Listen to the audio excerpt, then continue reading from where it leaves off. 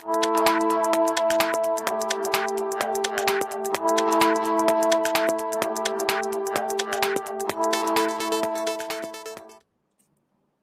everyone, I'm Kalila Reynolds and welcome to another live edition of Taking Stock. We're bringing you all the latest business news and telling you how it will affect you and your money. Now, I am not 100% tonight. As a matter of fact, I came very close to saying, you know what, I was not doing the show today, but I always show up for you guys. And usually if something happens, we try to have a backup plan. And, I just didn't want to leave you hanging at the last minute. So you probably can tell by my eyes that something's kind of going on. Even the Visine wasn't clearing it up fully. So if you're wondering how Kalila looks, so that's the explanation. But I do want to remind you to hit the like button because I showed up for you. So you need to show up for me now. Hit the like button, subscribe to this channel, and share the video with a friend. And let me know in the comments where you're joining us from. We've got a great show lined up for you. So here's a look at what's coming up in tonight's show, followed by what's hot in business. And as usual, let's get this money. Stationery and Office Supplies recorded its highest quarterly revenues in Q1, and another company is looking to expand into the Caribbean. Plus, the company's board recently approved a 9-to-1 stock split. What other plans does the company have up its sleeve? Managing Director at SOS, Allan McDaniel, joins us to discuss. And the Analysts weigh in on the latest market developments. Finsac finally sold its stake in Ciboney. Who are the new owners? And in the US, the Federal Reserve says 23 of the country's biggest banks survived its severe recession scenario stress test. We'll discuss. But first, here's what's hot, brought to you by JMMB Group, your best interest at heart. Ciboney Group has a new owner, finally. The financial sector adjustment company Finsac sold its 72% stake in a deal that was finalized on June 29. The shares were sold to Wilshire Consulting and Advisory, which is owned by businessman Wayne Ray. Ciboney was a shell company with no assets. However, it previously held properties in the tourism sector. According to the announcement, a Wilshire subsidiary, IEC Energy Company, will now hold and own the shares. Ray is the managing director of 365 Retail, which operates a Total Energies service station. Telecommunication provider Digicel is giving up a 62% stake in the company to bondholders in a debt-to-equity exchange. The move will reportedly see Digicel's debt cut by $1.7 billion and annual interest payments reduced by $120 million. The move would also see founder and chairman Dennis O'Brien's stake in the company reduced to 10%. NCB Financial Group is looking to raise up to $4.2 billion in its latest bond offer. The company said the proceeds from the bond will be used to refinance some of its existing debt, among other things. The bond is being offered at a fixed interest rate of 10.75% and matures after 2 years. Investors can apply for a minimum of $100,000, followed by increments of $10,000. The offer opened on June 19 and is expected to close on July 6. The Nasdaq surged almost 32% during the first half of the year, its best performance since 1983. The performance was spurred on by an improved performance by large tech companies. Meta's stock price climbed 130% during the first 6 months, while Netflix rose 49% and Apple 55%. The rise of artificial intelligence has also pushed companies like US-based chipmaker Nvidia into top-tier status. The stock is up almost 200% this year. What's Hot was brought to you by JMMB Group, your best interest at heart. This segment of Taking Stock is brought to you by Bulwark Insurance Agency, insurance made easy. Welcome back and big ups to Bulwark. Our day one, we appreciate you. Check out Bulwark Insurance Agency when you have some time. So first, let's shout out our early viewers. Elaine, always early, says, let's get the cabbage. Strong link. Greetings, investors from Manor Park, uptown. Lamtree missed 2 weeks, never again. You missed 2 pretty good weeks, Lamtree. I hope you just mean missed 2 weeks live and you were able to catch the replay because we had some pretty good shows over the past month. Kish, always. Greetings, everyone, from the heart of London. Leon, blessings from Jamaica. Antoinette says, Arizona in the house. Nana sends, as usual, joining us from far, far away. Christopher checking in from Kingston. Anthony says, Portmore in the building. Leon says, happy I showed up. Thank you very much, Leon. I appreciate that a lot. Who else we have? Craig says, let's go. First time joining live, joining from Kingston 20. Get well soon. Good to see you here live, Craig. I hope to see you again some more. Elaine, early on the draw. As usual, I saw Fosrich rights issue circular just now. You beat me to it because I haven't even seen it yet. So I literally just went to the website after I saw this comment, and it was posted after 5 or just around 5:27 p.m. So yeah, fresh breeze, just joined. And Aline thinks it's a slap in the face of shareholders because of the price. We can discuss later on, or perhaps with the analysts. I don't know if they've had a chance to see it yet, because like I said, just come out. But yeah, Fosrich rights issue is now out and live. But this evening, we are talking about stationery and office supplies. They've been in the news a lot recently. Shareholders will vote later this month to approve a stock split, and the company is planning on expanding to Trinidad and Tobago and the Cayman Islands. So here to tell us more about the company's plans is Managing Director Allan McDaniel. Hi, Allan. Good evening. How are you doing? I am great. It's our first time having you on, so welcome to Taking Stock. Thank you very much. Well, for those of our viewers who may not be very familiar with the company, give us some background. How did you start? What do you do? Tell us all about your story. It's a long story, actually, because this year represents 58 years since Stationery and Office Supplies has been in business. Did you say 50? 58, actually. 58. Wow, that is a long story. Yeah, started back in 1965 with my parents at the time, and right now we are focused on providing quality office furniture and stationery for the day-to-day operations. We have expanded that into warehousing products. We've gone into manufacturing, where they manufacture the Seek line of products, books, the all-time school books that everyone uses. And our goal is just to make sure that we can provide high-quality products at a reasonable price throughout Jamaica. Right. So what has that journey been like? So you took over from your parents. What was it like, running a family business, growing up in the industry? How has that been? Yeah, it's a good thing, actually, because I have a good amount of experience, because I believe from I was in high school as a teenager, I used to go there and work at Summers. And when I went away to school, my goal was coming back to work there as well. It's definitely a family organization. I have 2 sisters. My parents are still there, and a brother-in-law in the company, and we all operate and control different divisions within the company. So it's been quite an uphill battle, but something we're proud of where we reached to this point. Now, we all know in Jamaica, the Seek books are legendary. How did that acquisition come about?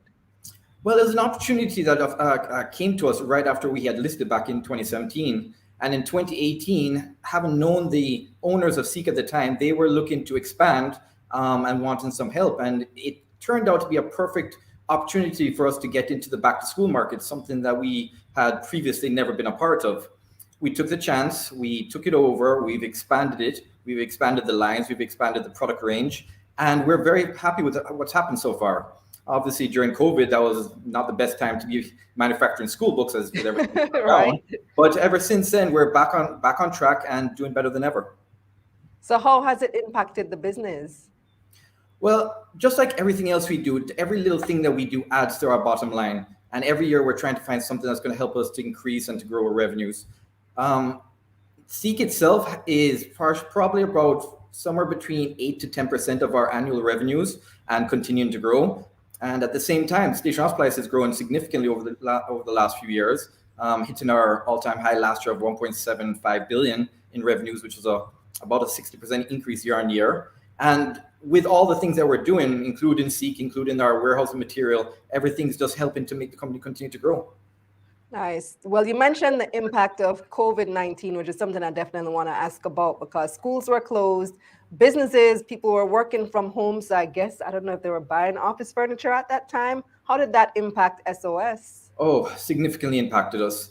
There's one thing we've always stated, and we go how the economy goes. We're not in a unique business, and once everybody's doing well, we will continue to do well around them. We have it's strange. Office supplies and furniture is the first thing people cut when there's times are hard. It's just as simple as that. They, something that they already have that they don't need to replace, something that they try to cut back on, just like everybody else, cut back on paper, stop using this, stop, spending excessively. And one of the first things they do cut is office supplies and the purchase of furniture. So during COVID, we were able to keep our head above water. We made it through.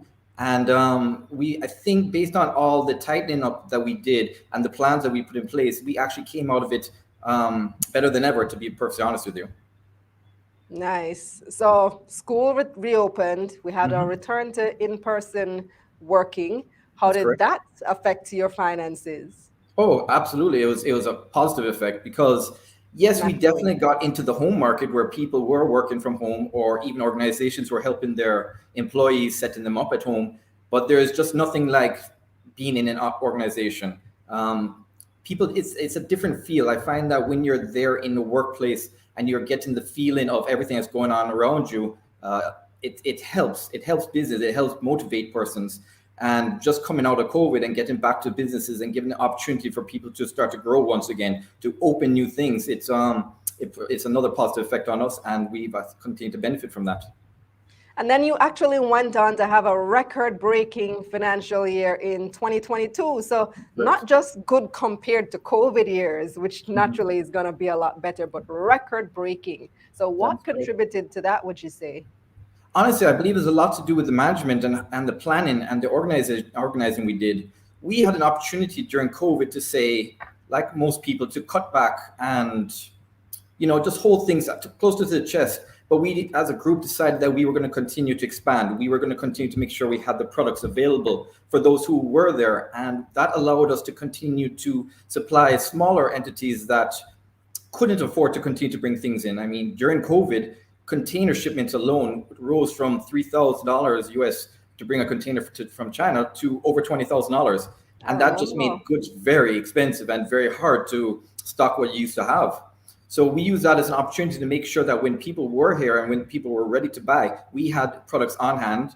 And from that, we also were able to gain a lot more distribution with smaller office supply companies who used us as their outlet.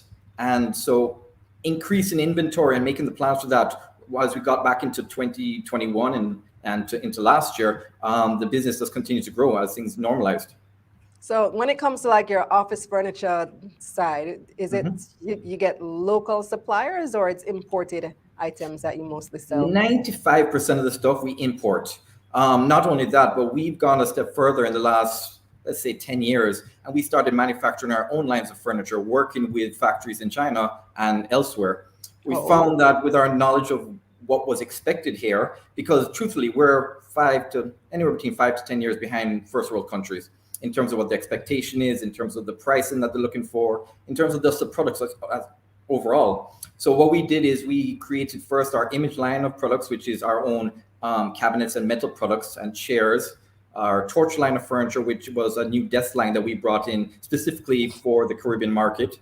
And just recently, within the last year, we started our new Evolve line of furniture. So we're not just pretty much picking up out of a book and importing it. We're actually taking the time to talk about what was required, the thicknesses, the colors, the consistency, the quality of everything. So we've really designed our own products that are doing very well out here and throughout the other Caribbean where we're able to sell to. It's a great move. Is it that it can't be done competitively here, though, the manufacturing process? Sorry for that background. No, it definitely cannot. Just the whole manufacturing and the cost to manufacture goods here. Very good in the background. Yeah, they decided to show us what it takes to manufacture stuff locally. Yes. So yes, it's very difficult. To be very honest, I have looked into it personally myself, and the cost of importation and the cost of the material plus equipment to get it done is so exorbitant for the quantity that we actually would be able to produce and sell out here. It is cost effective to bring it here, to be honest. Now, what we do is we bring all of our products flat or knocked down as they refer to it. And so a cabinet, for example, comes in a 2-inch box. And our teams here do all the assembly and I want to use the word manufacture, but put it together as much as we can here. So we do quite it's very labor intensive what we do. So we assemble, we put it together, and we package it here for resale. So when you sell it assembled. One of the things that we definitely do is we offer a turnkey operation in sense. So if you come to us and your offices would want something, we not only you can come there, pick it, look at our showroom, get to feel it before it even comes to you. But not only that, we deliver it, we install it, and we give you the warranty on it there afterwards. Okay, great. So we don't expect you actually have to lift a hand. I've been doing quite a bit of assembly. I'm sure. I assembled this chair. I assembled a lot of stuff that I didn't know I could do because I didn't know it. When you buy stuff, most of the time they send it to you in a box and you have to assemble. Most of the time that is the case, but we found that for the service side of it, and we have our team is over 170 strong now. So we pride ourselves in making sure that we can do everything in-house. So whether it's one chair or 10 floors, we're going to come and do it for you. And it's just part of the service to make sure that you always want to come back to, where you got the best service and the best products. Yeah. So let's talk about some of the recent developments. One being the stock split that the board recently approved. It's going to be a 9-to-1 stock split. Tell us a bit about the decision to do that. Why now and why 9-to-1? Well, we always, since we listed back in 2017, it's obviously something that we've been learning as going along, especially for myself. And we had always had in our head that we wanted to hit a $20 mark. We're assuming we're going to continue to grow, and that was always our plan, of course. But in speaking to brokers and financial persons who are, a lot more versed on the subject, we always looked at a 20-to-1, a $20 share price to look at the split, because we also found that our 91% of our shares are in the top 10 hands. So we don't find that there's a lot of trading. And one of the side effects of being on the stock exchange as well, which I don't think gets spoken about enough, is the publicity you get and the exposure you get. Right. And the amount of persons that come to speak to me and say, listen, I want to buy from you guys because I'm a shareholder, or it's a way of your name always being out in the public. And we try to make sure that we're always doing something. We're always keeping people abreast of what we're doing. And the more exposure we get, the better we're going to continue to do. So we definitely did it from that point of view, as well as the fact is that we would like to see our shares traded more frequently and in more volume. So right now, what does seem like the right time, we have a lot going on. We have a lot of expansion. We have a lot of growth happening. And the concept of the 9-to-1 came from a lot of discussions with the brokers and to know where we want to be once the split is done. Now, we listed back in 2017 at $2, so we didn't want to be down there or lower than what we originally listed for. But at the same time, we had the highest stock price of any company on the junior market when we were at, I think even when we were at $15, but even more so now. So what we found is that we wanted to find and have that medium. You're still the highest on the junior market now? Because I just looked up the price. It ended today at $27.60. So that's the highest on the junior market right now. That it is. And we're talking strictly just share price, not valuation point from my point of view. But at the same time, we want to make sure that we hit a median price where persons who are limited in what they can spend can look and say, I can get somewhere between a $2 to $3 share or in around that region to be able to continue to gather some shares for themselves and allow them opportunity to buy more. So that was the concept behind the 9-to-1 split, which will, if we did it right now, it would put us, what is that, about somewhere around $3.50, about $3, somewhere in that region, right, which we find is a sweet spot that we would like everyone to be able to afford us. So we're not the cheapest and we're not the most expensive anymore. All right. Yeah. So you guys had a look at the chart just now. You had a pretty good run this year. So you started the year. I already stopped sharing the screen, but you started the year. I can't say where you started. 20-something, in the 20-something range. No, 1574. I was going to say 14, somewhere in that region. Yes. You started the year at 1574, and you're up now to 27 and something. So a pretty good run. Year to date, you're up 63%. Actually, hit a high of last week at, I think it was just over $34 too. Actually, let me just go back and share again so that the audience can see exactly what I'm looking at. This is from the JSE's website. So here are the details. So here we are today at 2760. You had a high just last week, really. 34.31. Nice. And then earlier this year, we're looking at, so year to date, starting the year at, well, ending at 1692, and then January, where's January 2? Skip it a day for me. All right, January 3, 1710. And it's showing here, week to date, you're up almost 20%. Year to date, up 63%. So nice.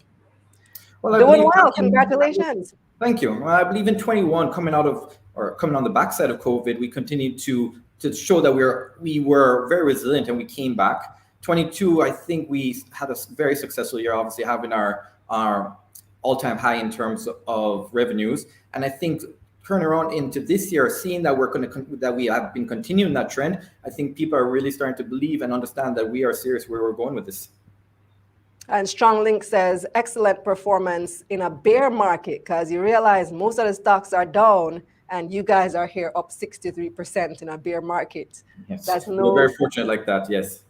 That's something to pay attention to indeed. So are you looking to also raise funds through the market anytime soon, possibly through an APO, bond, rights issue? Some of these are popular methods. To be perfectly honest with you, I would probably say no to that at this point in time. The truth is, one of the things we're very proud of most is that our asset to debt ratio is one of the lowest on the stock exchange right now. We really believe in keeping in not having to pay out that much over time. And we do believe that we know we have access to funds right now for any project that we want to take on, any kind of growth or purchase that we want to do. So we do know that we have access to it. And as soon as the time comes that we need it, we will definitely figure out what is our best way forward. And I would say that's in the not too distant future. We have a lot of plans and a lot of things on the table that we're looking at. Well, I asked because I see that you're on a big expansion drive. You're building out warehouse space and you're moving into other territories. Why did you guys choose Trinidad and Tobago and the Cayman Islands as your next stop? You know, that is also part of just the whole growth plan. And we've spoken about doing a lot more regionally, and we have done projects throughout the years continuously with a lot of the contacts and other persons that we've met and other organizations we've dealt with. It started in Trinidad, and we were able to come to an agreement with the Office Authority over there, who's a manufacturer of paper products. And it was at the time, it was perfect for us. They wanted to get into the furniture market, something they are not doing right now. And it was an opportunity for us also to look at the paper products that we were already importing and to form a partnership with this company.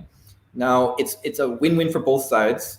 And it allows us to get our foot into Trinidad. And so far, they're doing very well, having gone 3 containers for the year purchased from us. And Cayman was another venture that a local person who I actually do know, who lives over there now, he's in the business of manufacturing interior design, interior doors and windows. And he thought this was a perfect add-on for him to continue his growth and offer a full interior service. So we are looking at that right now, and we're looking at other islands who want to distribute, and especially some of the smaller islands who can't afford to just bring in 1 container of one product. They know they can come to us. They know they can buy a complete mixed container between stationery, chairs, cabinets, and everything that's involved, and be able to get things significantly faster at reasonable prices for them to be able to resell down in their markets. So Jamaica would be the transshipment point. It would come here first, and then you ship to them? Yes. So what we're doing is not even a container. It's our goods are being sold from our stock, from our inventory. And if you notice over the last 2 to 3 years, we're at a high now of somewhere in the region of about 360 to 380 million in inventory. Now, that is a specific push for not only our local market, but to make sure that we have product here for our Caribbean partners so that they can buy from us.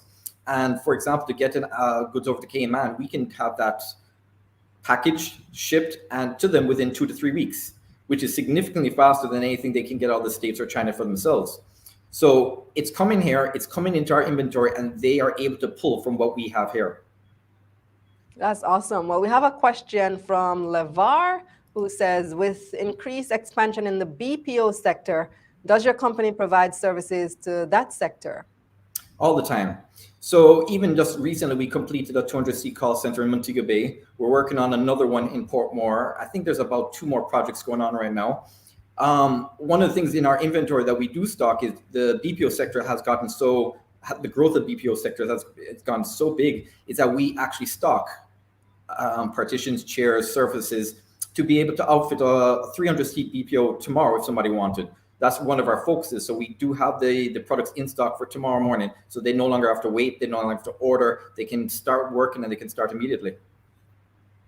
Awesome. Well, before you go, Allan, any other plans that you want to tell us about at this time? Well, you know how the JC and their rules are. So there's not a lot. Yes. But I will tell you that one of the great things about the organization and the persons in it is that none of us are really satisfied. None of us are sitting to say, hey, we've reached a point. Everyone wants to continue to grow. So one of the best things is that everybody's always looking at something, a new plan.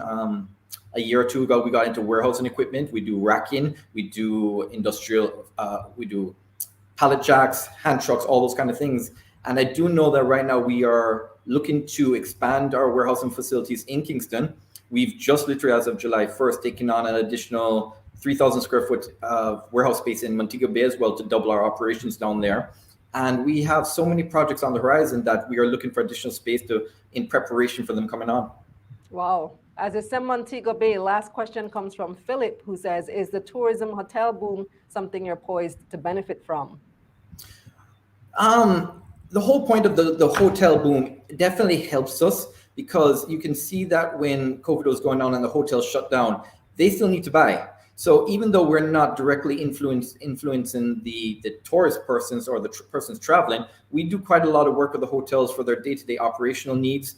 We've done work for the hotels, and every hotel room, most of the times they have a bed, a table, and a chair, and we've provided those chairs and stuff. We do a lot of the background work within the conference rooms, the meeting centers, the business centers. So even our Montego Bay branch, which their sales last year increased by 50%. So just the reopening of the hotels provided such a boost to our business down there. Yeah. Well, thank you so much for joining us, Allan. When does the stock split take effect? So our AGM will be held on the 25th of July.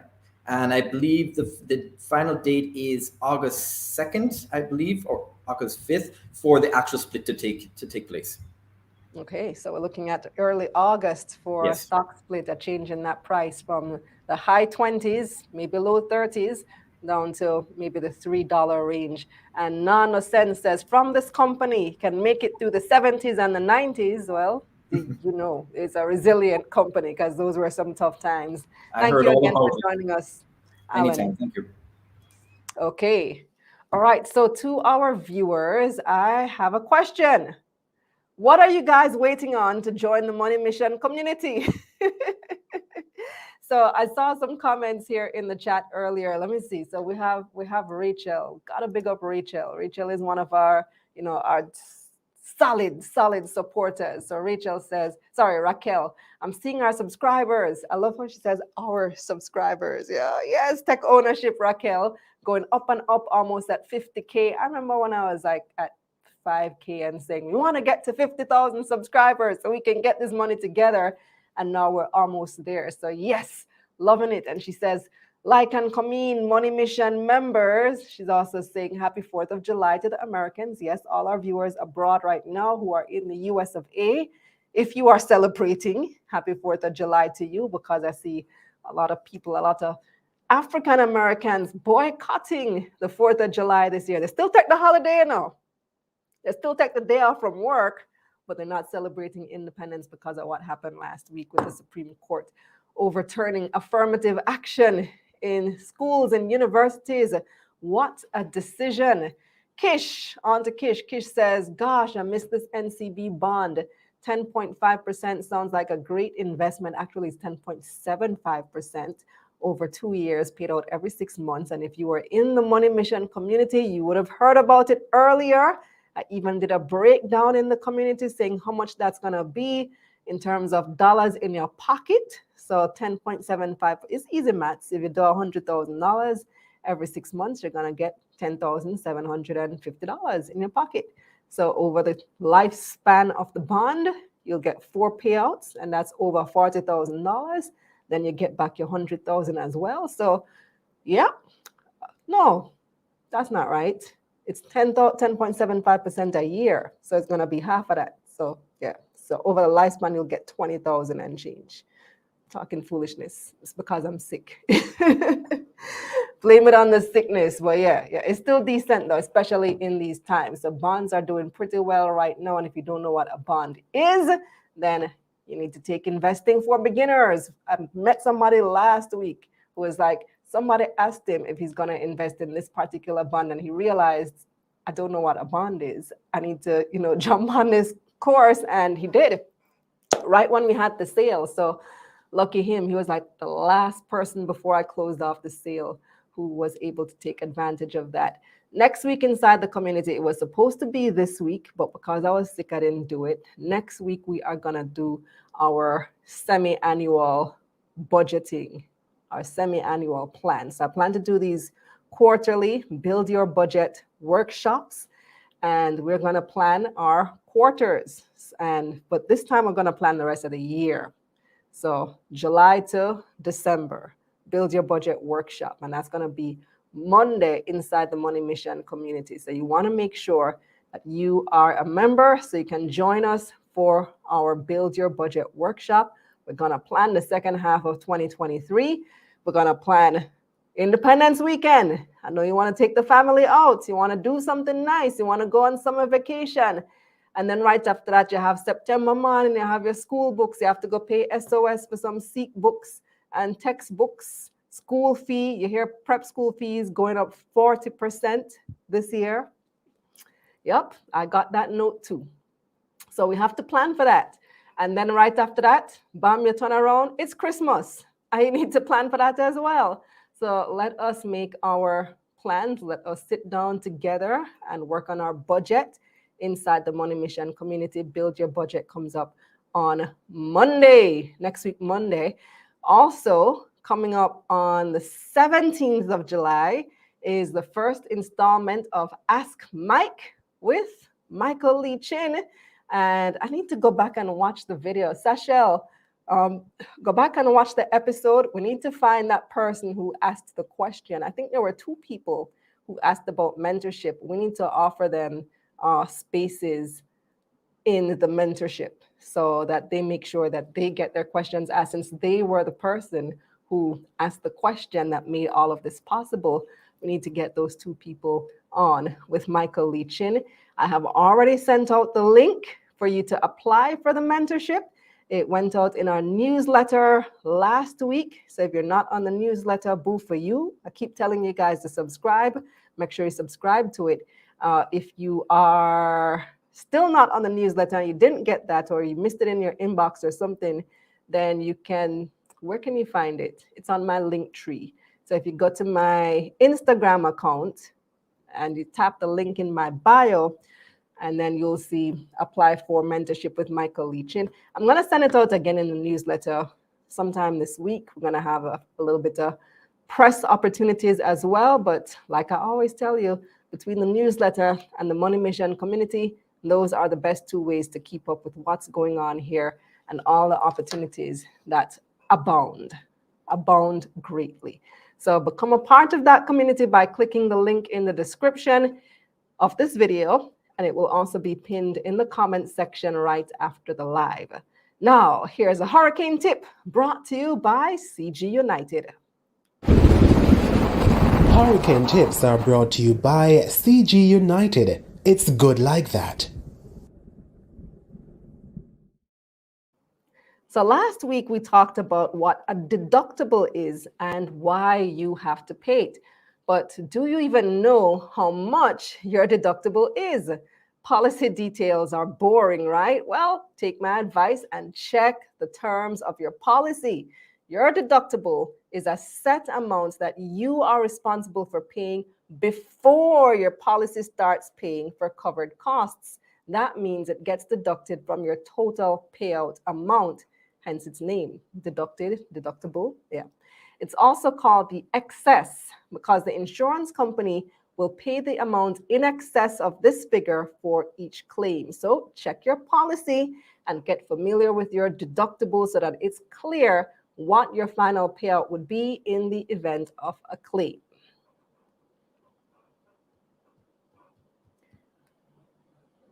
And that's tonight. Hurricane tips were brought to you by CG United. It's good like that. Now on to tonight's poll question. How do you feel about the BOJ holding its policy rate at 7%? Good. That means inflation is stable. I bet other banks will still raise their interest rates. I'm not really sure what this means for Jamaica. I don't care, or other, leave a comment. And while you're at it, hit that like button. Up next, we've got your market recap, and the analysts are standing by. This segment of Taking Stock was brought to you by Bulwark Insurance Agency, Insurance Made Easy. Hey, moneymakers, join the KRM fam with our official merch. Get it now at KalilaReynolds.com. Let's get this money. The JC Combined Index lost over 2,000 points in June. 127 stocks traded across the main and junior markets for the month. 46 made gains, 73 lost value, and 8 stayed the same. 762 million shares changed hands on the Jamaican dollar market, valued at $7.5 billion. Now here's a look at some of the highlights for the month of June. The main index lost 1%. The junior market was up 5%, while the financial index fell 3%, and the manufacturing and distribution index gained 0.5%. Trans-Jamaican Highway was June's most traded stock. It took up 16% of market volume, with people buying and selling 123 million shares in the company. The stock opened June at $2.46. JFP was the month's second most traded stock. It lost 3 cents to open the new month at $1.75. And Wigton rounded out June's most traded. The stock gained 6 cents to start July at 86 cents. Now let's see who had the biggest gains for the month. Stationery and Office Supplies was June's biggest gainer. The stock climbed 49% to open July at $23.16. Caribbean Cream had the second biggest jump in June. The stock closed the month at $4.71. And Medical Disposables and Supplies was the third biggest gainer. The stock was up 41% to start July at $5.85. On the losing side now, Equity Line Mortgage Investment Corporation preference shares was last month's biggest loser. The stock was down 37% to open the new month at $1.02. 138 Student Living Variable Preference was the month's second biggest loser. It was down 21% to open July at $82.41. And Palace Amusement rounded up the month's biggest losers. The stock fell 20%, closing the month at $2.37. Over on the Trinidad and Tobago Stock Exchange, the composite index was down 3% last month. NCB Financial was the most traded stock for the month. The stock lost 50 cents to open July at $2.70 TT. National Flour Mills was the market's biggest gainer, up 9%. It opened the new month at $1.64 TT. And on the losing side, Unilever Caribbean fell 22% to open at $12.02 TT. Over in the US, the Dow Jones gained almost 5% in June, while the S&P 500 and the Nasdaq were up almost 7%. At the pumps, gas prices fell $3.87 for the month of June, while regular diesel prices fell $3.90 for the month, and low sulfur diesel fell $7.06. In foreign exchange, overall the Jamaican dollar strengthened in June, losing $1.10 to close the month at an average $154.62 for the $1. The Canadian dollar and British pound also weakened. The euro also weakened for the month. Finally, on the crypto markets, Bitcoin prices rose 14% for the month, trading at $30,569 US on June 30, and Ethereum was up 3%, trading at $1,922 on June 30. This segment of Taking Stock, The Analyst, is brought to you by JMMB Group, your best interest at heart, and Profit Jump Starter. Disclaimer. This is not intended as financial advice. Please consult a licensed financial advisor before making investment decisions. Welcome back. Welcome back. Just before I introduce our analyst panel for the evening, let me take a few more comments. So starting with Raquel, our girl Raquel says, happiest belated anniversary Taking Stock, 3 years old, June 29, 2023. Thank you for remembering, Raquel, because we didn't even do nothing for the big birthday, the big 03 last week, Thursday. So thank you so much for pointing that out. Akeem says, I've been learning a lot from your program. I'm happy to help Akeem. Jermaine wants me to explain the 9-to-1 split because he says he's a new student. Hold on, Jermaine, because I have a video about that coming up later this week that explains it in detail. Or you can just Google my name, go on YouTube, same YouTube here, and type in Kalila Reynolds stock split. You'll find explanations. I've done it quite a few times. Leon says, smart and prudent businessman. Glad to see a family-centered business grow and innovate. Kudos, Daniel's legacy is safe with him at the helm. Thank you. Well, let me say thank you on behalf of the people. Thank you on their behalf. Elaine says SOS is on fire. Leon also had a question about how the leeching NCB stock sale affects the current NCB bond sale in the court of public opinion. Well, we'd have to see how the bond actually does. But remember as well, Leon, that for Leechin to sell as many shares as he has, there has to be a buyer. So somebody believes in NCB. Or maybe many people still believe in NCB. Whoever is buying, remember, trades go both ways. So for him to sell, somebody had to have bought at that price. Yeah. Sonia wants to know, is the mentorship going to have to pay?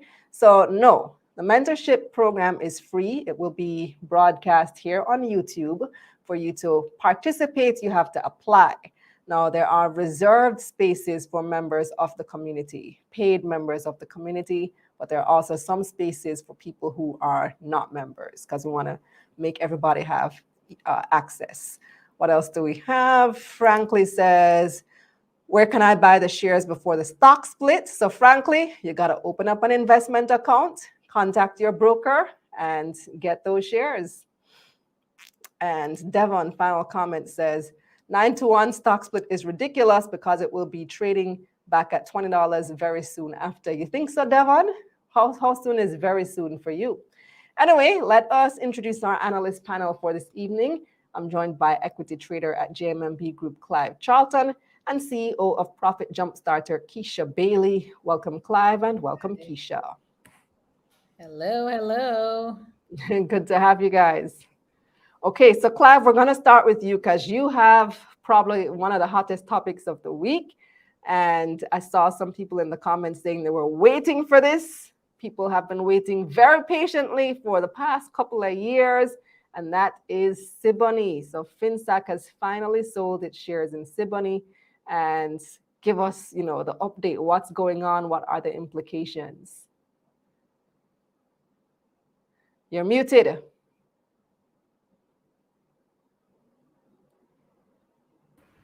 Okay, yes. Sorry about that. Thanks again for having me. And it's good to be on the program again. This is an interesting topic. Yes, Ciboney. Ciboney, there are two companies listed on the stock exchange as in the leisure tourism industry, and that is Decove and Ciboney. And interestingly, I'm looking at their last published financials up to August last year, and the auditors made a statement about it being a going concern. They are quite technical, right? As well as, there are regulatory and accounting rules and principles that they need to apply when they're doing these financials. And my thought was that it was not a growing entity in the sense that it was not producing any goods or services. It was not producing value, right? It was simply an eggshell entity that exists. And it really is, but of course has some value. And this is why they remain listed on the stock exchange. In fact, it was in 2018 that they sold their last piece of non-performing asset. That is an asset that simply sat down a piece of property.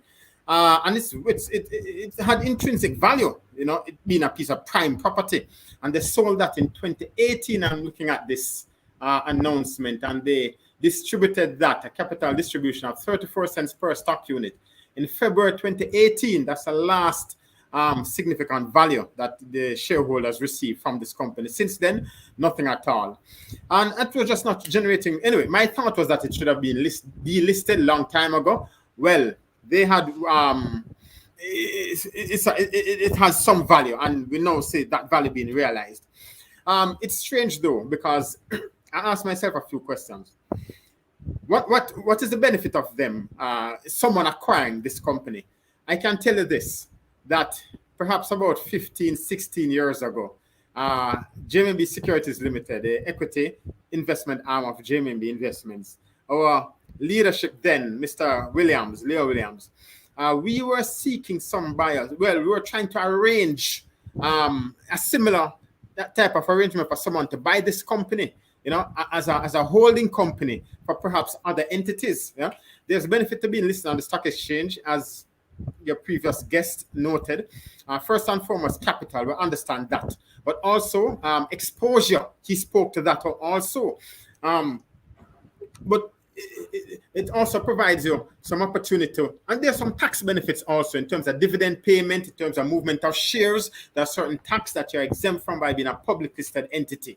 But I think the biggest opportunity then is the potential raising of capital, but also it exposes you in a regulatory and transparent manner to perhaps structure deals outside of the jurisdiction of Jamaica. For example, a public listed entity must have full disclosure in every respect. That is important to any company that may want to do business, whether they want to buy products from you, sell your products, or perhaps have an amalgamation or some type of strategic partnership. So that is the benefit that comes with a public listed entity. And I suppose that this is the main value or the main reason for this entity to buy Ciboney. The big question I ask though, how is value going to be transferred? The minority shareholders, the significant shareholder, IEC Energy Company Limited, they have paid there might have been some consideration to acquire this Ciboney. More than likely $1, the nominal value, because it has negative equity value, which means that its assets outweigh its obligations outweigh its assets. Negative value. No PE, meaning that we can't give a number, for a relative valuation measurement, even compare it to a peer or any other company. So they might have paid some nominal consideration, which is legal and necessary to do $1. But the minority shareholders, what value do they bring? How do they acquire value in this company? We know that the shares have been trading over the last several time period. And we know that it is highly speculative because, as I said, there's no business process going on to generate revenue, to create value. Right? So it was highly speculative. People are buying on this basis that they may sell. And every now and then we saw the stock price peak up when the Finsac committee or board made some arrangement, made some announcement. Yeah. Whenever there was a rumor that there is a fire, then you see the price jumped up. But how will value be transferred? How do the minority shareholders get value and get worth? Well, I think it's going to be a holding company. They can now transfer private asset by some legal means under the holding of this company.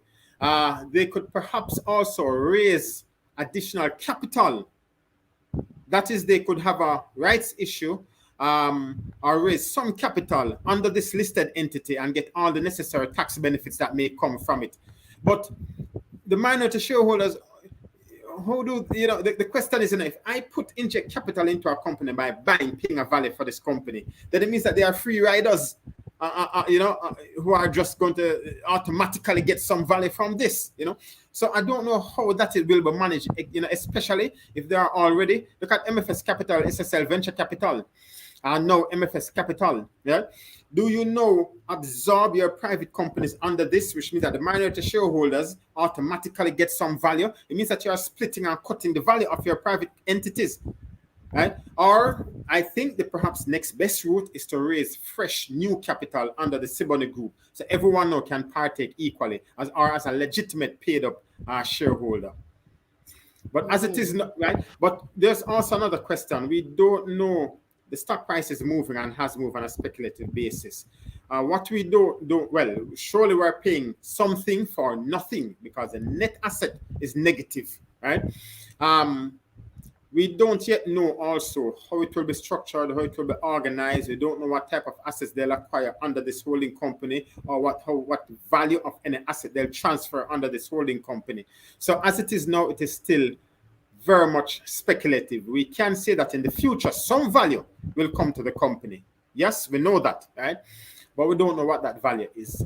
So as it is still, yeah. Let's just look at the stock price jump today, Clive, as you talk about the stock price. So it was at 65 cents and it's jumped to 155 and it's up 32% today alone. And last year before, this was pennies. 2021, yes. Yeah, the stock was pennies when the speculation was in full swing. So people would have made multiples upon multiples if they bought at that point and held and now are, offloading and selling now. Yes. And interestingly, what I noticed today, 2 point something million units traded. I was looking, and you can also scan through the volume over the last year, and just a few times, all around 1 million units traded. Perhaps 4 times it exceeded 1 million. So I think the market, up to last year, a year ago, 12 months ago, was a little bit weary. Now that that news has come in, you can look at the volume traded. There has been a spike culminating in the highest volume traded today when compared to the last 12 months. But so when we look at, well, in 2021, there's also a huge spike on the basis that someone should have acquired the company. And in fact, it traded over $2. Back then, in 2021, I'm looking at some figures here. In 2021, yeah, I don't have data. Yes, okay, fine. Yes, up to February 2021, traded as high as $2.13, right? And in that particular period, the stock had gained in excess. Well, 2021 compared to 2022 had gained in excess of 800% in value, in stock price value. I mean, right? So, and of course, it retreated right back to about 30-something cents, and now it has gone up again.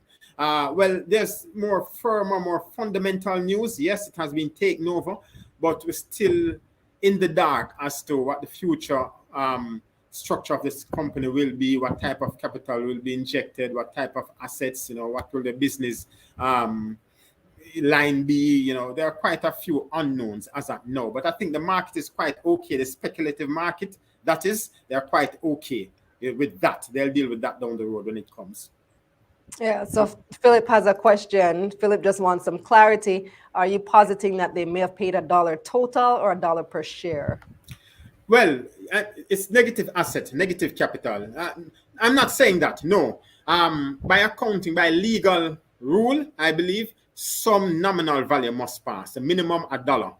So I'm saying that the lowest they may have passed, transacted to execute this transaction is $1.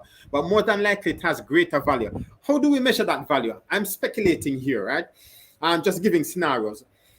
What is the worth of it? It's a public listed entity. If you want to list a new company on the stock exchange, what is the cost of listing that new entity? So you can perhaps compare it to that. You have JC, regulatory fees. You have accounting fees. You have lawyer fees, legal fees, and all these. If these amount to probably 10, 15, 20 million, then the value of this transfer could be around that. You see? So there's really a very wide range as at now. Right? So even though it has a negative equity, I don't think the buyer is concerned about that. I think what is of value to them is that this is a public listed entity. And the prospective value to them is, one, the potential ability to transfer earnings, that is through dividend payment at reduced rate, tax rate, I should say. Some tax rate may not apply, will not apply to dividend payment. The ability to move shares, again, with exempt from certain type of taxes, the ability to raise additional capital as a public entity, right? And also, as I say, over time, as a public listed and the proper disclosure and transparency requirement, they have exposure to all other entities throughout the world that they may or could do business with, right? So that is of significant value. So I suspect that this will be of the greater value to these buyers. And that could cost, what could it cost? Anything, it could be in the millions of dollars. But I'm just saying that legally, $1, there must be a consideration. And the minimum consideration typically is $1. But more than likely... Remember, Phil, just for clarity, remember we did a story on Jamalco recently, where the government sold its stake in Jamalco for $1. So yeah, there's precedent for stuff like that happening when a company has, as Clive mentioned, negative assets. So we have a few questions and comments on this topic. Leon says, remember, it may seem like a shell. However, the company has brand equity and business legacy. Roswell says, the shareholders of Ciboney must feel a sense of joy and relief. You put that like if you sound like you are one of the shareholders of Ciboney, Roswell. Is you saying, It sounds like it. And then Roswell again, I was wondering how is it that Ciboney is trading on the JSE with no intrinsic value? Well, Clive, you Yes. explained that. Yes. And then Strong Link saying raise capital to do what? I think you kind of started answering that as well. Then Rich is saying the history of this kind of transaction is that there is very likely to be an attempt to raise capital from the market, and that will then be used to create value. Yeah, yes. No, exactly. So as I say, raise capital to do what? We don't know as yet. If we can go back to some research on IEC Energy Company Limited, what are the assets they own? What type of business lines are they engaged in? We can perhaps get some idea as to what Ciboney may be registered as. Certainly not as a leisure and tourism company, but as something else. That would have to be adjusted, right? So we can only guess and spell. But what is the value of this asset? We have no clue right now. So it is still highly speculative. The standard portfolio recommendation would not advise anyone to hold this in their portfolio. As at now, it is very, very highly speculative. We can only guess. But one thing we believe, though, rationally, is that there is some value coming. But how much is it? What is it? We don't know. Yeah, this is one for the risk takers and the speculators. Yeah, exactly. Yes. If you want to set some money aside to gamble on this one, then there you go and see if it pays off. Well, that's up to you, right? Depends on your risk tolerance, right, Clive? Exactly. Yes, so yeah, that is so. All right. Do I see any more comments on this one? Just one, I think. Where is that comment? Strong Link says dividends, but then there's no distributable profit, is there? No, there's At least not now. No assets at all. Absolutely none. The last piece of asset that was 2018, that piece of land that they sold, and they distributed that, the value of that. They sold it and distributed that already. So there has been no payment coming from them since then. And then Strong Link wants to know JSE rules don't require more disclosure, I suppose, from the buyer. That's a very, that's an interesting question. I would need to investigate that. I doubt it because that's a very good question. And that is a serious thing that perhaps the market should take up. Maybe brokers, maybe investing public should take up, should there be more disclosure? Who are you? That's a very good question that I cannot answer, but it is something that should be thought of and should be considered. Okay. Kalila, maybe you could take that up with the JC. Maybe I could. They're not too happy with me right now, I can tell you that. They kind of vexed with me since last week, but we'll see. Well, let's move on. So, Keisha, you're looking this week at the U.S. Federal Reserve. They said 23 of the biggest banks in the U.S. have survived its severe recession scenario stress test. What does this mean for us? So typically what happens, this is post 2008, and everybody would remember the global financial crisis and all of these banks having that domino effect where one bank failed, caused another bank to fail, and it rolled right into Main Street where the average person was losing a lot of money. So since then, the U.S. Federal Reserve, which is like the central bank for the U.S., they have decided that every year we are going to run a stress test where we ensure that banks have enough capital to withstand any negative occurrence that would happen. So they look at 23 of the biggest banks in the country, the top banks, and they create a scenario to say, if interest rates go up, I can give you the specifics of this particular recession. It was if unemployment went up to 10% and there was a 40% decline in commercial real estate, as well as a 38% decline in residential real estate prices, how would banks look? What would happen to their capital? And great news is that all of the US banks passed. Now, the thing is, when banks pass the stress test, they're able to now go ahead and pay dividends. Because what the Federal Reserve wants to ensure is that banks can pay out dividends, but they still have enough capital to withstand any negative scenario that may occur. So banks now in the US, you're going to see them start issuing releases about paying dividends and also possibly doing share buybacks, because essentially they have enough capital to withstand any unforeseen event. The thing is, though, the smaller banks, which is where the problem is in the US, The regional banks, their stress test results weren't that favorable because their capital is much smaller. And so if put to that same stress test, they didn't do as well. They still passed, but they weren't as strong as the bigger banks. So a lot of eyes these days are on the regional banks because recall a couple months ago, there was a lot of panic happening, a lot of bankruptcy with these Yeah. banks. So that's where the focus is. So yes, the big banks, the JP Morgans, they will always do great. The Wells Fargos of the world, they do great, but it's really the regional banks that pose the risk right now. So is it all of the banks that have to do the stress test before they can pay out dividends? Yes, that's the rule coming out of 2008 because banks didn't really, and banks generally, the business is lending out funds. So if you're paying out all funds in loans and there is a severe economic crisis, what happens then to your capital? You may have capital issues, capital adequacy issues, which is very important. So coming out of 2008, the Federal Reserve said, you know what, we're going to do this annual stress test to make sure that our banks are capitalized. Right. So, but this is just the 23 biggest, but does it say like if any of the other ones? Because the ones that went under, I don't think they were among the 23 biggest, were they? No, those were all regional banks, much smaller, right? So they came through okay, but not as great as the big banks. So the thing with the stress test, it's just the scenario that's created by the US Federal Reserve. A different scenario could occur that was never modeled for. True. And that could create Like a different COVID. result. So, for example, pandemic, nobody would have modeled for a health-related economic crisis because that was the first time ever of this magnitude. So usually the variables that are shocked, unemployment, interest rates, real estate prices, those are the variables that the stress test. It's not usually, all right, let's look from a health perspective and the trickle-on effects, right? Because no one would have anticipated that. Right. So this is a great indication of what to expect. And this could be your first warning that something is wrong. If there's a bank, for example, that you are invested in. Well, all the banks passed, so no warning yet. I mean, no, but I'm saying if there was to be a bank that didn't pass, then that bank stock price would fall a lot. Mm-hmm.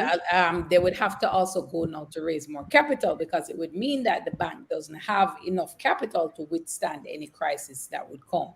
So they wouldn't be paying out any dividends. They wouldn't be doing any share buybacks. They would have to now be looking to raise additional capital, whether through a bond or doing an additional offering or a rights issue, but they would need to raise additional capital. I like that this is public. So the stress test is done by the US Federal Reserve and the results are public. So we can be here talking about how the banks all passed them. And if there was a bank that didn't, pass the stress test, we would also know.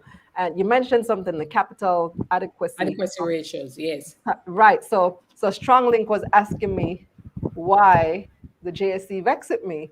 And it was because of that video I did last week about capital adequacy ratios and one of our brokers not meeting the capital adequacy ratio.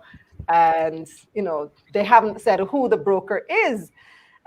So do you think that that's something that we should do here in Jamaica, that we should, make that public, have full transparency and say, have the stress test and then let people know who's doing well and who's not?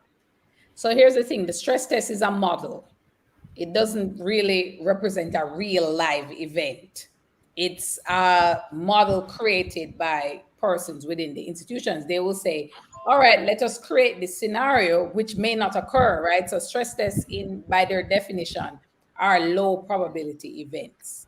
And so releasing names can cause undue panic because really what the stress test is saying is if this low probability event that we made up occurs, then the bank would have capital adequacy issues. However, a couple of things. Low probability. We made up the event. It may not occur. So I can see a side of, okay, we don't want to create undue panic around an event that we modeled, we created, versus an actual real life event where think, COVID-19, the pandemic and the impact there to capital for the banks, a lot of banks quickly had to go and secure their capital status. So that naturally happens because the banks should have the different policies and procedures in place so that once crisis hits, they know exactly what their next steps need to be. Okay, point taken. Yeah. But just to be clear, what happened, what we reported on last week was a real life event in which a broker did not meet that capital adequacy ratio. Right. But I'm going to say, I'm also going to throw this in there. It has nothing to do with what you just mentioned. Yeah, we went overboard with the title of the video. The title of the video was "Another Broker Goes Broke," which was unfair of us to say. And I'm going to say this here. I was supposed to do a video saying that, but then I got sick, and so this is my first time, back on camera since all of that happened. So it wasn't unfair of us to say another broker goes broke, because it's not what happened. Broker didn't go broke. But the whole capital adequacy issue is a real and important issue that we should be paying attention to. Yeah, absolutely, because that's what we need for the financial markets to continue to exist. It is important, but the strength of the stress test is really what drives the report, right? And what goes into the creation of the scenario. Right. So Leon says, I wonder how our Caribbean banks would perform under a stress test. Right. Well, some of our banks are rated internationally, so we have that to look at as well. Right. So rating agencies, this is what they do. They create stress scenarios and run different institutions through it. So it's all there. There are reports. But again, it points back to the scenario. We have to understand the scenario first. Not to say, well, we do a stress test and this bank failed. Is the scenario realistic? That's the first question to ask. Yeah. All right, cool. So Philip said, glad you made that clarification. Glad I made the clarification. Preservation of confidence is important. Yeah, people vexed with me last week. Keisha, what I tell you, the amount of phone call that I got last week over that is all right. And then Roswell says, this is why SSL did what they did, lack of transparency, and people lost their funds. So the transparency issue is one that's, that's what a lot of people have an issue with. Yeah. All right. So those two big stories have been covered. Clive, Keisha, thank you so much. Keisha, you have a big event of your own coming up in August. That you're going to be at. I will for sure. I just told my husband last night, I'm like, so we're planning our family vacation. I'm like, we have to be back by the 19th. So what? Make sure we're back here by the 19th because I have Keisha event. So yes. Build Wealth with Real Estate Conference, August 19. The tickets are going really fast. They are. We ran a sale over the last few weeks that a lot of people jumped on. Yes, people bringing them friends, everybody coming in. So it's going to be at the AC Hotel on Saturday, August 19th. Tickets are on sale. We have the powerhouses, the who's who, to teach you about real estate investing so that you can be profitable with your real estate investing. We're going to have that networking will be there as well. So if your next deal could be there, your next client could be there. So you got to be there. We're flying in the big dogs, the big wigs, to come in and discuss real estate investing with everyone. So if you want to grab your tickets, it's profitjumpstarter.com/conference. That's where they are. Grab them up every day. We're constantly, making sure that we are going to be wowing you with the networking, wowing you with the experience, wowing you with the education and the connections that you're going to get at the event. And for those of you who attended Real Estate for Beginners inside the Money Mission community a couple of weeks ago, that is the tip of the iceberg. That was a taste. Yeah, that was me. That was 1 hour. This event is all day. Right. And that was me just talking about what I have done. Let me tell you something. I asked Keisha to come out like last minute, the same day. I was like, Keisha, just come on and talk to us for like 15 minutes. And Keisha gave us a master class, a proper master class in that space of time. So imagine what Keisha is going to deliver on the 19th at AC Hotel. Make sure you are in the room. Thank you so much, Keisha. Always a pleasure. Keisha the teacher. Let's take a very quick break and come back with final comments. This segment of Taking Stock, The Analyst, was brought to you by JMMB Group, your best interest at heart, and Profit Jumpstarter. Okay, couple other comments here regarding rules, JSC rules. Tavares says the rules are there and clear. What are the rules? Tell us now. Share with us for people who don't know. And Yared Lee saying the same thing. The rules and laws speak to that process. We need to research it because I don't know what it is, like off the top of my head. I have to go look that up and see what the rules actually say. What else do we have? Leon says after SSL, a couple more frauds in the Finsac sector, etc. The public is obviously nervous. Thanks for a great program as usual. Strong Link says the bull doing a little shuffling on the Dow, S&P, etc. Getting ready to charge, or is it just a what type of bluff? Your word's too big for me today. I don't know that one. Robert says thank you for showing up, although you are sick. Yeah, I'm going home to go rest now, and you will see me again next week. Fortunately, we have some videos in the bag, so we have some recordings that have already been done, and we have content for a few more days. Supposed to record some new videos tomorrow. Hopefully, my eyes look a little bit better, and I'm feeling a little bit better tomorrow, and we can get some more stuff done for the rest of the week. But in the meantime, make sure you like the video, like it up, subscribe to the channel, and share with a friend. Subscribe to the newsletter at KalilaReynolds.com/newsletter. Turn on the post notifications. Join the Money Mission community because we want to help people learn more about money so we can all get this money together. Follow me on Instagram, Twitter, and TikTok at Kalila Ray. Oh, by the way, thank you for your feedback, guys. Last week, I asked whether I should do the paid verification on IG because apparently it's now available for Jamaica.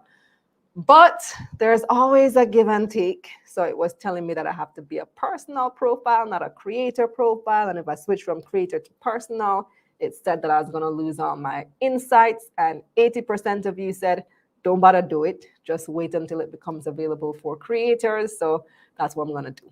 I'm going to wait. So remember that at Kalila Ray and at KRM_business news those are my only accounts on IG. I don't have any backup accounts. Same thing with TikTok. So if anybody contacts you trying to sell you crypto or get you to give them money to invest in crypto or anything at all, I don't do that. So just report the page. You don't even have to bother telling me about it. Just report it, block them, and let the community know. If you want to connect with the analysts this week, check the description box below for their contact information. You can also visit our website, KalilaReynolds.com, for financial information you can use however you like it. Watch, listen, or read. We also want you to tell a friend about taking stock because investing is the new sexy, and we want to make it cool to talk about money. I'm Kalila Reynolds. Thanks for watching, and see you soon. Let's get this money.